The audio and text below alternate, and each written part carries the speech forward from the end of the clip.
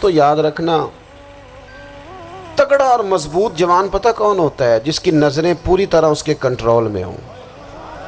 یہ علامت جوانی ہے۔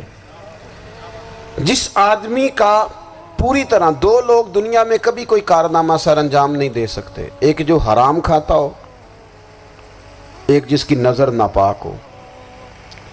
محمد بن قاسم جب یہاں آئے تھے نا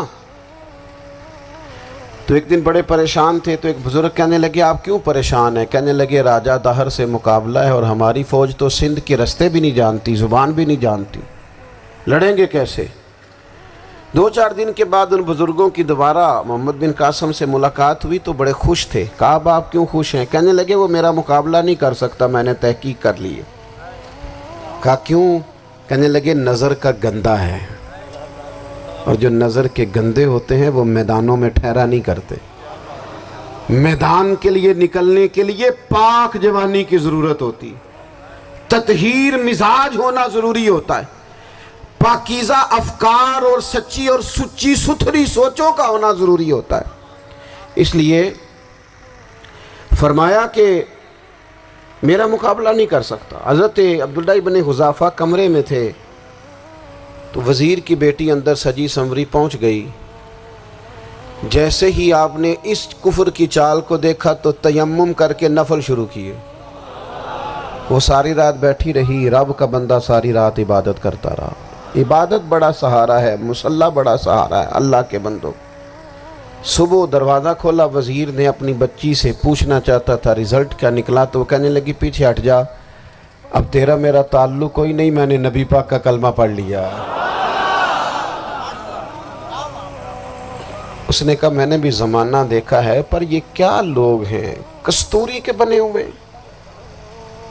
سندل سے دھلے ہوئے، کہ میں ساری رات کمرے میں رہی اور 100 اور 1000 آدمی جس جوان کا مقابلہ نہ کر سکے، اتنا طاقتور جوان کمرے میں رہا اور اسے نظر اٹھا کے نہ دیکھا۔ او کچا رنگے للاری والا جڑا چڑھدا تے لیندا رہندا ہے، اے عشق تیرے دا رنگ محمد چڑھیا پھر نہیں لیندا۔ میں کہا ایک دفعہ نظر اٹھا کے نہیں دیکھا، کمال ہو گئی۔ اتنے بڑے لوگ، اتنی بڑی سعادت مندی، فیروز بختی، معاملہ فہمی حد ہو گئی۔ اللہ اکبر۔ دوستو بادشاہ جب پوری طرح ہار گیا نا، اس نے کہا مار دو۔ تیل گرم کیا ایک کڑاہی میں، اور جب آپ کو اس میں ڈالنے لگے تو آپ کی آنکھوں میں آنسو آ گئے۔ بادشاہ کا خیال ہوا شاید نرم ہو گئے ہیں، کہنے لگا روئے کیوں؟ فرمانے لگے سوچتا ہوں جان ہی ایک ہے، کتنا مزہ ہے اس کی راہ میں جان دینے کا، کتنی لذت ہے اس کے نام پر مرنے میں، کتنا لطف ہے۔ جے تو چڑھیا اتے دار بھی نہیں، تے جے تو وکیا عشق بازار بھی نہیں، تے ایڈا سستا سودا پیار بھی نہیں، تے ایڈا سستا لبدا یار بھی نہیں۔ کئی جنگل گانے پیندے نہیں، کئی دوزخ لنگنے پیندے نہیں، جے وہ اس ملوں بھی مل جاوے، ایدوں سستا ہور بپار بھی نہیں۔ تے کچھ سمجھ نہ آوے لوکانوں وہ کادے نال شہید کرے، ڈٹھی یار دے ہاتھ تلوار بھی نہیں، پر او دا خالی جاندہ وار بھی نہیں۔ کہنے لگے ایک جان ہے نا، تو دل کرتا ہے ہزاروں ہوتی تو ایک ایک کر کے محبوب کے نام پہ قربان کرتا، جب میرے پاس ہے ہی ایک، کروں کیا؟ حضرت عبداللہ ابن حذافہ رضی اللہ تعالیٰ عنہ جب روئے اور بادشاہ نے یہ بات سنی تو بادشاہ اٹھ کے کھڑا ہو گیا، سارے وزیروں مشیروں کو کہنے لگا تم نے کہا تھا نا بندہ ضائع کرنے والا نہیں، یہ بھی ضائع کرنے والا نہیں۔ کہنے لگا میرا ماتھا چومو، تم جیسے لوگوں کو قتل نہیں کرنا چاہیے، آزاد کرنا چاہیے۔ عزیز اپنی زندگی سے نا یہ بہت زیادہ ہرس، ہوس، طمع، اور یہ کسی بات کی بھی ہو، ہرس صرف پیسوں کی نہیں ہوتی ہے، شہرت کی بھی ہوتی ہے، یہ بیماری انسان کو اقتدار کی بھی ہوتی ہے، تعریف کی بھی بیماری ہوتی ہے، یہ سارے نقص ہوتے ہیں لوگوں کو، اور معاذ اللہ بعض جبوں کبوں کے اندر بھی ہوتے ہیں، وہاں بھی پنپتے ہیں۔ اپنی زندگی جب تک اس سادگی میں نہیں لاؤ گے جو رسول پاک نے عطا فرمائی ہے، جب جب لوگ آسانیوں میں پوری طرح الجھ گئے تو پھر وہ دور ہوئے اور کفر چڑھ گیا۔ دوسری بات، اللہ کے محبوب صلی اللہ تعالی علیہ وسلم کی محبت ہم سے تقاضا کرتی ہے کہ ہم اس مشن کے لیے کام کریں جس مشن کے لیے رسول پاک نے کام فرمایا ہے۔ ہم سارے کام بڑی مضبوطی سے، سوچ سمجھ کے، تدبر سے، حکمت سے، تقاضوں کو مد نظر رکھتے ہوئے کرتے ہیں سارے کام۔ دین کے کام میں ہمارا مزاج نہیں ہوتا، او ہو جائے گا جی، آپ بسم اللہ پڑھیں جی، شروع کریں جی۔ آپ تقاضوں کو سمجھیں، چیزوں کو دبائیں نہیں، چیزوں پر غور کریں۔ کسی کے ذہن کی سطح پر سوال ابھرتا ہے، اس کا تسلی بخش جواب دیں۔ اپنی زندگی میں دین کے کام کے لیے اپنے آپ کو وقف کریں، اور دین کے کام کے بہت سارے پہلو ہیں۔ ہزاروں لوگوں کو قرآن پاک ٹھیک پڑھنا نہیں آتا، ہزارہ لوگ ہیں جو قرآن مجید کے مطالب سے آگاہ نہیں ہیں، دین کی بنیادی ضروریات سے لوگ نابلد ہیں۔ میں آپ کو کس طرح یہ بات سمجھاؤں کہ ہزاروں کی تعداد میں طلاقیں اس لیے ہوتی ہیں کہ مردوں کو طلاق کے مسئلے نہیں آتے، انہیں پتہ نہیں ہے کہ مجھے حقوق زوجین کے معاملے میں کیسے چلنا ہے۔ ڈھیر سارے گھروں میں تباہی اس لیے ہے کہ تربیت اولاد کا دینی منہج ہمیں نہیں پتا۔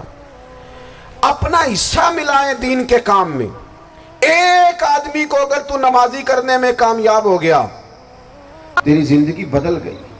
وہ دین بیزار لوگ جو ہمارے بیچ بیٹھ کے ہماری نوجوان نسل کو پگڑی اور داڑھی کا نام لے کے بنیادی طور پر دین سے دور کرتے، ایسے نوجوانوں کو دین کا پیغام محبت دے کر دین کے قریب کرنا ہماری ڈیوٹیوں کا حصہ ہے۔ ہمیں ذمہ داری کا احساس کرنا پڑے گا، ہمیں یہ خاص قدم اٹھانا پڑے گا، توجہ دینی پڑے گی۔ مساجد، مدارس، میں آپ سے عرض کروں، اتنی ڈٹ کے مخالفت ہوتی ہے نا مدرسوں کی، اتنی ڈٹ کے۔ میں ادارہ چلاتا ہوں، اس کے چلانے میں جو مشکلات ہیں وہ تو ہم بتا نہیں سکتے آپ کو، اس لیے کہ میری قوم، میرا اس قوم سے تعلق ہے جو نعت خواں امیر کرنا چاہتی ہے، مدرسے نہیں۔ ہاں، نقیب خطیب پیدا کرنا چاہتی ہے، شعر و شاعری کی زندگی کو پروان چڑھانا چاہتی ہے۔ فقط ہمارا ان لوگوں سے تعلق ہے جو لاکھوں کروڑوں روپیہ محافل پہ لگائیں گے، اور قاری صاحب بیچارے اگر مسجد کا کوئی ہونے والا کام کسی وقت بتا دیں گے تو وہ بڑی مشکل آ جائے گی ان کے لیے۔ یہ کیسے ہو سکتا ہے، آپ نے یہ ڈیوٹی بتا دی؟ مدارس، اور جتنا اہم رول دین کو پھیلانے میں مدارس اسلامیہ کا ہے، اتنی زبردست، لوگوں کا خیال ہوتا ہے میری طرح کے لوگ شاید کام کرتے ہیں، ڈیوٹی کرتے ہیں۔ یہ 10-15 لوگ آپ کو نظر آتے ہیں جو آپ کو کہیں میڈیا پر یا ادھر ادھر ڈیوٹی کرتے، مخلص لوگ اپنی جگہ پہ، وہ بھی بڑا ہی کام کر رہے ہیں، جو میڈیا پہ آ کے بھی اخلاص سے اور درد دل سے کو دین کی، ان کی بھی کسی بات کی حوصلہ شکنی نہیں۔ لیکن ہزارہ اساتذہ جو مدارس میں بیٹھ کے پڑھاتے ہیں، جنہوں نے وہ سارے لوگ تیار، آپ سمجھ نہیں سکتے کتنا بڑا کام۔